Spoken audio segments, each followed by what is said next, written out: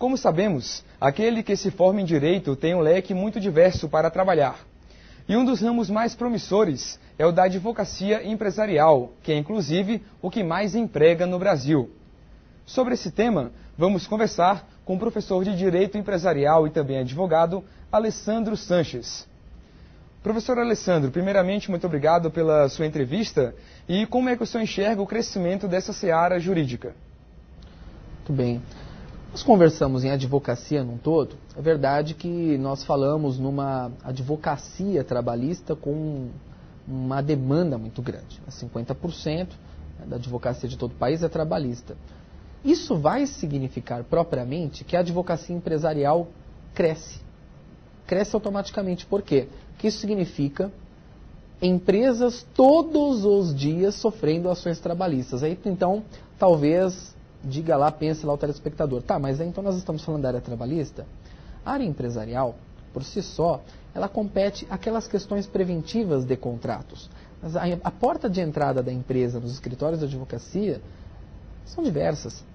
Mas sim, uma defesa tributária, uma defesa trabalhista, uma prevenção contratual.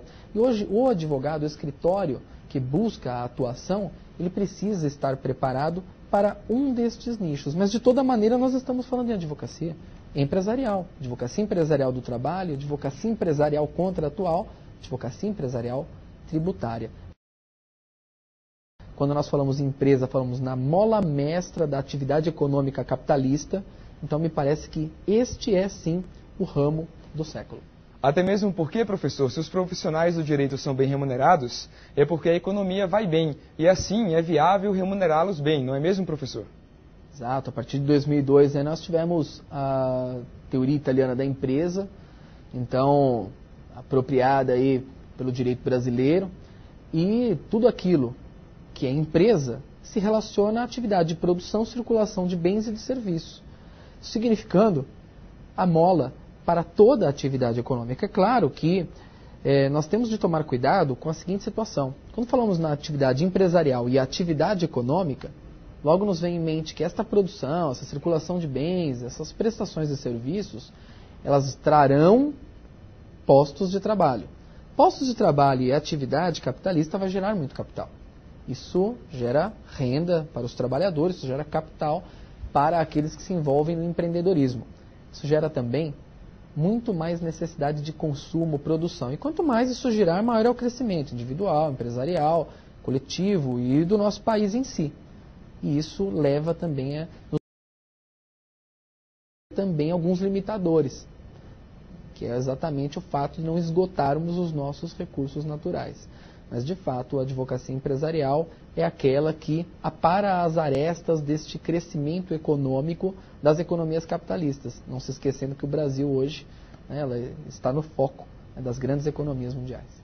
O senhor disse que a advocacia empresarial é um ramo em constante crescimento, principalmente pelo bem-estar da economia e, por consequência, das empresas.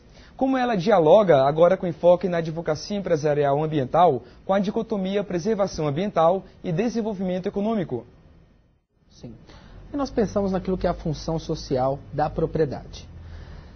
Quando falamos em propriedade e empresa, nós não estamos falando na propriedade bem, então, corpóreo, imóvel, a sede em que se está lá a empresa. Nós estamos falando na própria propriedade do empresário, ainda que ela seja uma propriedade locada. Que então é aquele conjunto de bens organizados, que nós também chamamos de estabelecimento empresarial, e este conjunto forma a propriedade empresarial, tendo inclusive proteção da locação, uma proteção em nosso país. Isso tudo faz com que, a partir de então, esta propriedade também tenha a necessidade de seguir aquilo que é a sua função social, no nosso texto constitucional, função principalmente socioambiental. E aí a proteção ao meio ambiente, e aí o nosso direito lá presente no artigo 225 constitucional, que traz responsabilidade objetiva para a empresa que causa dano ao ambiente e, claro, o degrada e atrapalha a nossa qualidade de vida sadia, que nos é um direito aí conquistado aí com muita luta. Como o senhor vê a importância da arbitragem para a advocacia empresarial, professor? Sim. Muito se fala na arbitragem. A arbitragem é legislação que já há algum tempo é presente em nosso ordenamento jurídico, mas nós estamos operando uma mudança na forma de pensar, né, do nosso cidadão, do cidadão brasileiro, que por longa data tem cultura demandista, né? Então, do conflito, o ajuizamento de ação. Como, inclusive, se nós estivéssemos por falar nesse instrumento, o instrumento da arbitragem, nós não estivéssemos por falar num meio adequado de solução dos conflitos. Por quê? Porque me parece que essa coisa de ajuizar a ação, ela também vem com a tal da vingança. E isso faz com que o direito seja pouco efetivo. Por quê? Porque hoje em dia os nossos processos não têm duração razoável. Nós não temos isto.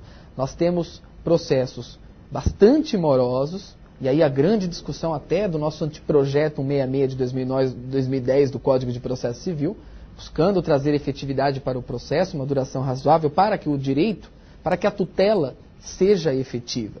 Então, a arbitragem é útil para pensarmos já atualmente, já no presente, na entrega, né, na rápida entrega da pode significar a não entrega. Ok, professor Alessandro, muito obrigado pela entrevista. Agradeço bastante a gentileza.